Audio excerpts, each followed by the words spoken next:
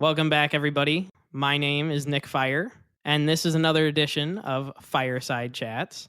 And today, because this is a Star Wars Fireside Chat, naturally I have to be joined by one of the biggest Star Wars fans of all time, my co-host, none other than MarcTheTruth. Today we're going to be talking about the new show that's going to be coming out in December, which they announced, I believe it's, let me see again, December 3rd. Is going to debut with 2 episodes, which is kind of what Disney Plus has been doing. And it's going to be called Skeleton Crew. We got a trailer for it last night at D23, which is like Disney's big, media reveal, I guess you would call it. So, Mark, you being our resident Star Wars nerd, how do you feel about Skeleton Crew from what you saw in that first trailer? It looks interesting. And I knew, originally when they announced it, I thought it was going to be like a continuation from Ahsoka, like leading into more of that. But it's a completely different story. It's basically the Goonies, but Star Wars, or Stranger Things, but Star Wars, or even the It stories, but put into Star Wars. So I think it's going to be interesting. It's based around a bunch of kids that basically have to survive, and they get sent on this crazy adventure trying to get away from the Empire. Did you see anything in the trailer that like stuck out to you?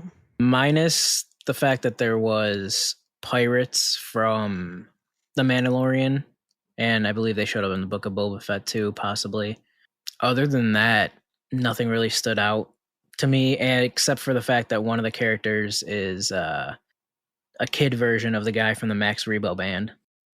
Right. I forgot what they call those guys. The big blue guy. Yeah, which is interesting because like it's like a cute little alien kid, and then they grow up to be the Max Rebo band guy. Like that's a sad transition. Do we know what time period this takes place in? It takes place alongside like the events of Mandalorian, so it takes place right after Return of the Jedi. My initial thoughts when I saw the trailer was like, okay, like it looks kind of strange because I didn't feel like the environment, at least the town they grew up in, looked very Star Wars-y. It looked very normal and residential. Yeah, it looked like a suburb. It looked like what I'm looking outside right now at. Yeah, they had sidewalks and yards. That was kind of strange. I guess it's a galaxy, so it could exist. And obviously, technically, Earth exists in Star Wars because it's just a galaxy far, far away from Earth. So I guess, I don't know. I thought that aesthetically, it actually looked pretty good. It looked different. Yeah, it looked different. I'm interested to see them finding this Jedi temple and what that has to do, like what they end up finding. Yeah, that's one of the things that was in the trailer that I kind of wish wasn't. Really?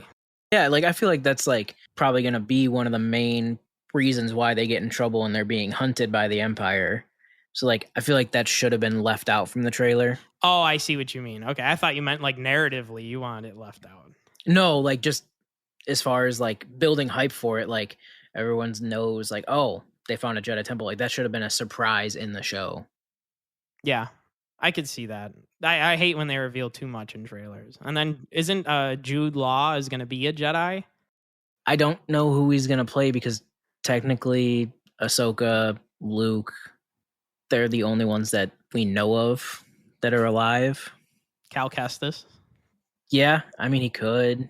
But why would you not pick the guy that plays him for the games?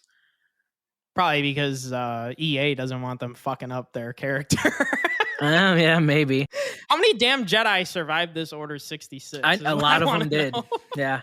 Like, I don't know. I feel like he has to be a whole new character because I feel like there's a wasted opportunity to not give us him in live action as Cal Kestis. Yeah, I mean, it would have made me more interested in the show because I got to be like kind of honest. Like, even just from, I know it's the first trailer, so it's hard to really say what it's going to be, but just knowing the concept that it's this like Goonies, Stranger Things, Star Wars.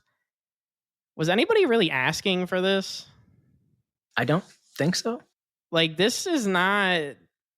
It's one of those things that if we weren't doing the YouTube channel, I don't even know if I would watch it. I would still watch it.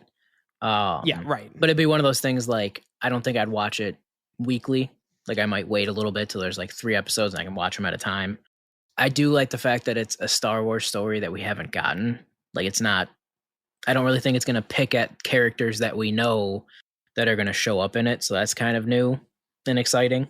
Yeah, that definitely is. I 100% agree with you on that. When I was thinking about it earlier, I was like, this isn't really the show that I was asking for, or probably anybody was asking for, but it kind of addresses one of my issues that I had with The Acolyte, where I said this show doesn't really need to exist. It's kind of just there.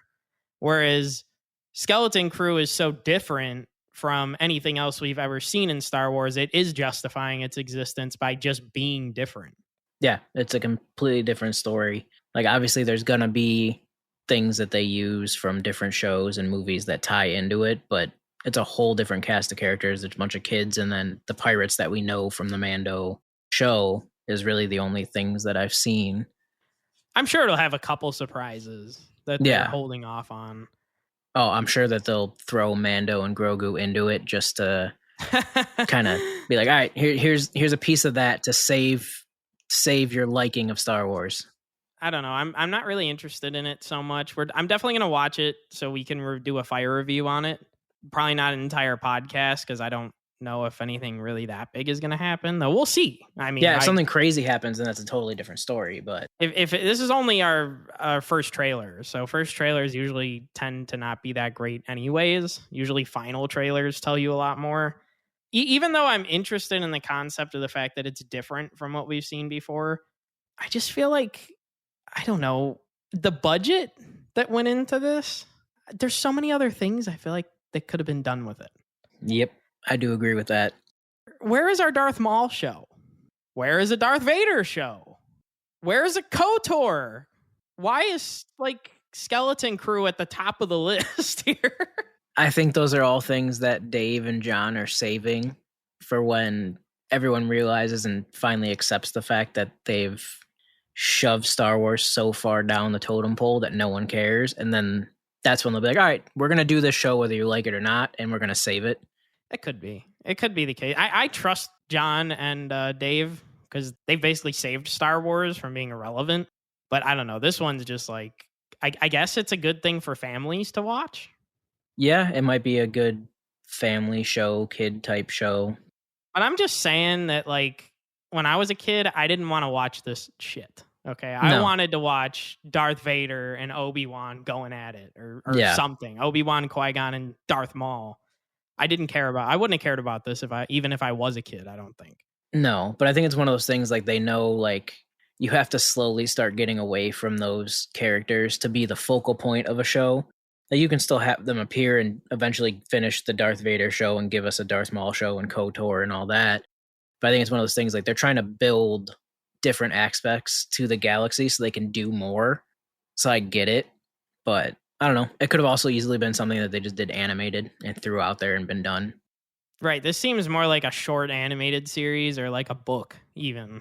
This doesn't really seem like something that needed a full-on TV show, but maybe I'll be proved wrong. And if I'm wrong, I'll say I'm wrong. So if that show comes out and it makes The Acolyte look like a piece of shit, then you'll hear me say that I was completely wrong. Other than that, I really don't have much else to say about it. I think I'm interested just to see what it is, but I'm not like really looking forward to it. It's one of those things that's like take it or leave it for me. Like, it's there, I'll check it out, but it's not anything that I really care is coming out at the end of the year. Yeah, like we said, like if we weren't doing the podcast, it's one of those things like I'd watch it, but I would have waited maybe until it's all out, or I could binge a couple episodes at a time, leave it at that. And then decided like if I liked it, I would watch it the rest of it weekly, and if not, I would just wait till it's done. Yeah, it's definitely one of those shows I would have just waited to watch with more episodes coming out and just seeing what everyone else is saying about it. Even though I don't really like online opinion anyways. And if you want to see more of that, you can check out our other videos where we talk shit about online opinion. Yeah. Just especially Star Wars fans online. Because they're just so toxic. They're a headache to deal with. A big headache. But other than that, this has been our fireside chat on Skeleton Crew. If they do another trailer and there's like a sufficient amount of information, we'll probably do another one. Yeah, a little update. If not, look forward to our fire review that'll be coming out sometime in probably January, since it's a weekly release. You can catch us at Fire Truth Cast on X, Instagram, TikTok, YouTube, Spotify. We'll be back with more Star Wars on Fireside Chats, and we'll see you guys on the next one.